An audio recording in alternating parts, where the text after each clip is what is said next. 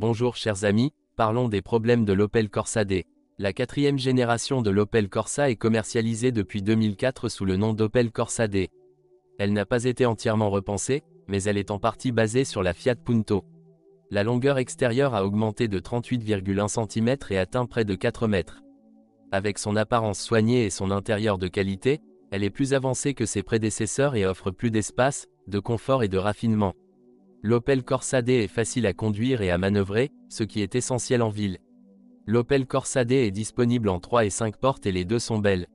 L'Opel Corsa D à 5 portes est plus pratique tandis que la 3 portes ressemble presque à un coupé.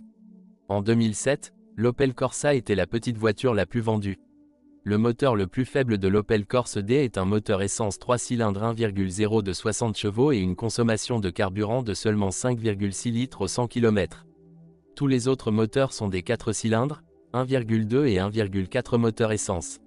Le moteur essence le plus puissant est le moteur turbo SRI 150 de 1,6 cheval-vapeur, lancé en 2007. Parmi les moteurs diesel, c'est le plus puissant qui est proposé. 1.7 CDTI de 125 chevaux. Le choix le plus économique est le plus récent 1.3 CDTI de 75 ou 90 chevaux avec seulement 4,5 litres au 100 km.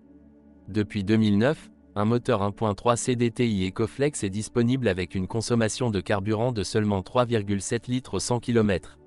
L'Opel Corsa D a fait ses preuves lors du crash test Euro NCAP et a obtenu 5 étoiles. Les airbags de série comprennent des airbags frontaux, des airbags latéraux et des rideaux d'air.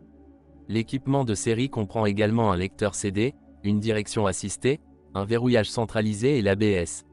Avantages: excellente finition, intérieur soigné, gestion sécuritaire, faible consommation, crinière, augmentation de la consommation d'huile pour les moteurs diesel, rouille du pare-choc. Avec le moteur 1.3 CDTI, une quantité accrue de fuel est possible.